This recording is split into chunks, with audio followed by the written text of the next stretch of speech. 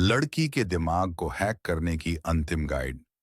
क्या तुमने कभी सोचा है कि कुछ लोग इतनी आसानी से किसी का दिल और दिमाग कंट्रोल क्यों कर लेते हैं? कैसे वो किसी लड़की के दिमाग को हैक कर लेते हैं बिना उसे जरा भी शक हुए?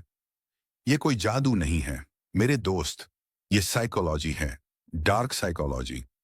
आज मैं तुम्हें वो गुप्त टूल्स बताने जा रहा हूं जो किसी के दिमाग के सबसे गहरे कोनों में उतरते हैं और उसे तुम्हारी ओर खींच लेते हैं।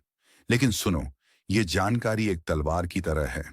इसे कैसे इस्तेमाल करना है वो तुम्हारी जिम्मेदारी है। क्या तुम तैयार हो? चलो इस रहस्यमयी सफर को शुरू करते हैं। सबसे पहले हमें यह समझना होगा कि दिमाग आखिर है क्या। दिमाग वो हिस्सा है जो हमारे डर, इच्छाओं और भावनाओं को कंट्रोल करता है। ये वो जगह है जहां हमारी गहरी चाहतें, असुरक्षाएं और सपने छुपे होते हैं। वैज्ञानिक कहते हैं कि हमारे 90% फैसले, हाँ 90%, हमारा दिमाग लेता है, न कि हमारी तर्क बुद्धि। इसका मतलब यह है कि अगर तुम किसी लड़की के दिमाग को समझ लो और उसे टैप कर लो, तो तुम उसके इमोशंस, उसके थॉट्स और यहां तक कि उसकी पसंद नापसंद को भी इन्फ्लुएंस कर सकते हो। दिमाग एक तरह से जंगल की तरह है, घना, रहस्यमयी और अनजाना। लेकिन अगर तुम्हें उसका नक्शा मिल जाए तो तुम उसमें रास्ता बना सकते हो। तो पहला स्टेप क्या है? उसके इमोशंस को पढ़ना। हर इंसान, खासकर हर लड़की, के कुछ इमोशनल ट्रिगर्स होते हैं। ये ट्रिगर्स वो बटन हैं जो उनके दिमाग को एक्टिवेट करते हैं। उदाहरण के लिए, मान लो तुम किसी लड़की से बात कर रहे हो। तुम देखते हो कि वो बार बार कहती है, मुझे लगता है कि लोग मुझे समझते नहीं। ये एक संकेत है। ये बताता है कि उसका दिमाग अप्रूवल और समझ की तलाश में है। अब अगर तुम सीधे जाकर कह दो, तुम बहुत खूबसूरत हो, तो शायद वो मुस्कुराएगी, लेकिन वो बात उसके दिमाग तक नहीं पहुंचेगी। इसके बजाय तुम कुछ ऐसा कहो, तुम्हारी बातों में एक गहराई है जो बहुत कम लोगों में दिखती है। ये तारीफ स्पेसिफिक है, इमोशनल है और सीधे उसके दिमाग में उतरती है। लेकिन यहां एक बात याद रखो, तारीफ को हमेशा सच्चा और गहरा रखो। फेक तारीफें दिमाग भांप लेता है और फिर तुम्हारी विश्वसनीयता खतरे में पड़ सकती है। तो पहले उसकी बातों को ध्यान से सुनो। देखो कि वो कब खुश होती है, कब उदास, कब असुरक्षित। ये छोटे छोटे क्लूज तुम्हें उसके दिमाग का नक्शा देंगे। अब आता है दूसरा स्टेप, ट्रस्ट का जाल बुनना। अगर तुम चाहते हो कि कोई लड़की तुम्हारे सामने अपना दिल और दिमाग खोले, तो उसे तुम पर भरोसा करना होगा। लेकिन ये भरोसा रातों रात नहीं बनता। ये एक कला है, एक ऐसा खेल जो धीरे धीरे खेला जाता है। दिमाग तभी खुलता है जब उसे लगता है कि वो सुरक्षित है। तो तुम ये कैसे करोगे? सबसे पहले सुनने की कला सीखो। जब वो बात करे तो सिर्फ सुनो ही नहीं, उसके इमोशंस को रिफ्लेक्ट करो। मान लो वो कहती है, मुझे कभी कभी लगता है कि मैं अकेली हूं।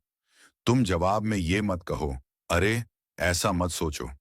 इसके बजाय कुछ ऐसा कहो, मुझे पता है वो अकेलापन कैसा लगता है।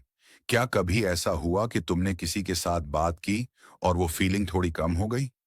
ये सवाल न सिर्फ उसे सुना हुआ महसूस करवाता है, बल्कि उसके दिमाग में तुम्हें उस खास इंसान के रूप में पोजीशन करता है जो उसे समझता है। दूसरी चीज, वुल्नरेबिलिटी का खेल। लोग तब खुलते हैं जब उन्हें लगता है कि सामने वाला भी उनके जैसा है। तो तुम थोड़ा सा खुलो, कोई छोटी इमोशनल कहानी शेयर करो। जैसे, मैंने एक बार किसी पर बहुत भरोसा किया था। वो मेरे लिए बहुत खास था, लेकिन उसने मुझे धोखा दिया। उस दिन से मैं थोड़ा सावधान हो गया हूं। ये कहानी ज्यादा ड्रामेटिक नहीं होनी चाहिए, वरना फेक लगेगा। ये बस इतनी होनी चाहिए कि वो फील करे कि तुम भी इंसान हो, तुम भी कमजोर हो सकते हो। लेकिन यहाँ एक ट्विस्ट है, वुल्नरेबिलिटी को बैलेंस करना जरूरी है। अगर तुम बहुत ज्यादा खुल गए तो तुम कमजोर लगोगे, और अगर तुम बिल्कुल नहीं खुलते तो तुम ठंडे और डिस्टेंट लगोगे। सही बैलेंस ढूंढो। उदाहरण के लिए, अगर तुम अपनी कहानी शेयर कर रहे हो तो उसे एक पॉजिटिव नोट पर खत्म करो। लेकिन उस अनुभव ने मुझे सिखाया कि सच्चे लोग अभी भी हैं, बस उन्हें ढूंढने में वक्त लगता है। ये उसे ये फील करवाएगा कि तुम न सिर्फ उसे समझते हो, बल्कि तुम में गहराई भी है। ट्रस्ट का ये जाल धीरे धीरे बुनना होता है। हर बातचीत में, हर मुलाकात में तुम उसे ये विश्वास दिलाते हो कि तुम वो इंसान हो जिसके सामने वो खुल सकती है। ये ट्रस्ट दिमाग में एक मजबूत नींव डालता है, जो अगले स्टेप्स के लिए जरूरी है। तीसरा स्टेप है इमोशनल एंकरिंग। ये डार्क साइकोलॉजी का एक ऐसा हथियार है जो इतना पावरफुल है कि इसे समझने के बाद तुम्हें एहसास होगा कि तुम किसी के दिमाग को कितनी आसानी से इन्फ्लुएंस कर सकते हो। लेकिन इसे समझने के लिए पहले थोड़ा साइंस समझो। हमारा दिमाग इमोशंस को खास पलों, शब्दों या जेस्चर्स से जोड़ देता है। इसे न्यूरोलॉजिकल एंकरिंग कहते हैं। उदाहरण के लिए, अगर तुम किसी गाने को सुनते हो और वो तुम्हें किसी खास पल की याद दिलाता है, तो वो एक एंकर है। अब इस साइंस को रिलेशनशिप में कैसे यूज करें? मान लो तुम किसी लड़की के साथ समय बिता रहे हो और वो बहुत खुश है। शायद तुमने कोई मजेदार बात की और वो हंस रही है। उस पल में तुम एक खास जेस्चर यूज करो, जैसे हल्के से उसका कंधा छूकर कहो, तुम्हें ऐसे हंसते देखना सचमुच अच्छा लगता है। ये जेस्चर और शब्द अब उसके दिमाग में उस खुशी से जुड़ जाएंगे। अब अगली बार जब तुम उसे दोबारा छूकर वही शब्द कहोगे, तो उसका दिमाग ऑटोमेटिकली उस खुशी को रिकॉल करेगा। लेकिन यहाँ चालाकी ये है कि इसे बार बार दोहराना है, पर बहुत सूक्ष्म तरीके से। अगर तुम इसे बहुत ऑब्वियस कर दोगे, तो वो समझ जाएगी कि तुम कुछ ट्रिक यूज कर रहे हो। उदाहरण के लिए, तुम हर बार जब वो खुश हो, एक खास तरीके से मुस्कुरा सकते हो या एक खास शब्द यूज कर सकते हो, जैसे खास या अद्भुत। धीरे धीरे वो शब्द या जेस्चर उसके दिमाग में तुमसे और खुशी से जुड़ जाएगा। एक और उदाहरण, मान लो तुम डेट पर हो और वो बहुत रिलैक्स्ड और खुश है। तुम उस पल में कहते हो, ये पल कुछ अलग है ना? और हल्के से उसकी हथेली पर उंगलियों से टच करते हो। अगर तुम इसे बार बार दोहराओ, तो वो टच और वो शब्द उसके दिमाग में खुशी और कनेक्शन का एंकर बन जाएगा। लेकिन एक बात का ध्यान रखो, नेगेटिव एंकरिंग से बचो। अगर तुम कोई जेस्चर या शब्द तब यूज करते हो जब वो उदास या नाराज है, तो वो उस इमोशन से भी जुड़ सकता है। तो हमेशा पॉजिटिव इमोशंस को टारगेट करो। ये तकनीक इतनी पावरफुल है कि इसे सही तरीके से यूज करने पर तुम उसके दिमाग में अपनी एक खास जगह बना सकते हो। चौथा स्टेप है स्कर्सिटी का खेल। ये मनोवैज्ञानिक सिद्धांत है। इंसान को वही चीज चाहिए जो आसानी से न मिले। अगर तुम हमेशा अवेलेबल रहोगे, हमेशा उसकी हर कॉल का जवाब दोगे, हर मैसेज का तुरंत रिप्लाई करोगे, तो उसके दिमाग में तुम्हारी वैल्यू कम हो जाएगी। क्यों? क्योंकि दिमाग को लगता है कि जो आसानी से मिलता है, वो खास नहीं है। तो तुम्हें क्या करना है?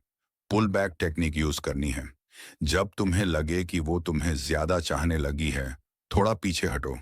उदाहरण के लिए, अगर वो तुम्हें रोज मैसेज करती है और तुम तुरंत जवाब देते हो, तो अब एक दिन थोड़ा लेट जवाब दो। लेकिन जब जवाब दो, तो उसे इमोशनली चार्ज करो। जैसे, सॉरी, आज दिन थोड़ा पागलपन भरा था, लेकिन तुम्हारा मैसेज देखकर सब ठीक लग रहा है। ये जवाब उसे ये फील करवाएगा कि तुम व्यस्त हो, लेकिन वो तुम्हारे लिए खास है। दूसरी ट्रिक, मिस्ट्री बनाए रखो। अपनी जिंदगी के कुछ हिस्से छुपा कर रखो। उसे ये फील होना चाहिए कि तुम एक पजल हो, जिसे वो पूरी तरह सॉल्व नहीं कर पा रही। उदाहरण के लिए, अगर वो पूछे, तुम आज क्या कर रहे थे, तो सीधे जवाब देने के बजाय कुछ ऐसा कहो, बस कुछ पुराने दोस्तों से मिला, कुछ पुरानी यादें ताजा हो गईं। ये जवाब उसे जिज्ञासु बनाएगा। वो सोचेगी, कौन थे वो दोस्त, क्या थी वो कहानी। ये जिज्ञासा उसके दिमाग को तुम्हारे बारे में सोचने पर मजबूर करेगी। लेकिन यहाँ बैलेंस जरूरी है। अगर तुम बहुत ज्यादा डिस्टेंट हो गए, तो वो तुमसे कनेक्शन तोड़ सकती है। इसलिए स्कर्सिटी और अवेलेबिलिटी का सही मिक्स यूज करो। कभी कभी उसे सरप्राइज करो, जैसे बिना बताए उसे कॉल करके कहो, बस तुम्हारी आवाज सुनने का मन किया। ये छोटे छोटे सरप्राइजेस उसके दिमाग में तुम्हारी वैल्यू बढ़ाते हैं। ये स्टेप डिजायर क्रिएट करता है, और डिजायर वो चीज है जो दिमाग को सबसे ज्यादा ड्राइव करती है। अगर तुम सही तरीके से स्कर्सिटी का यूज करो, तो वो तुम्हें न सिर्फ चाहेगी, बल्कि तुम्हारे बारे में सोचने से खुद को रोक भी नहीं पाएगी। पांचवां और सबसे जरूरी स्टेप, एथिक्स का सवाल। अब तक मैंने तुम्हें जो टूल्स बताए, वो डार्क साइकोलॉजी के सबसे पावरफुल हथियार हैं। लेकिन इनका गलत इस्तेमाल किसी का दिल तोड़ सकता है, किसी की भावनाओं को ठेस पहुंचा सकता है। दिमाग को हैक करना कोई मजाक नहीं है। ये एक ऐसी ताकत है जो जिंदगियां बदल सकती है, चाहे अच्छे के लिए, चाहे बुरे के लिए। इसलिए इन टूल्स को यूज करने से पहले खुद से ये सवाल पूछो, क्या तुम सचमुच उस इंसान को वैल्यू करते हो?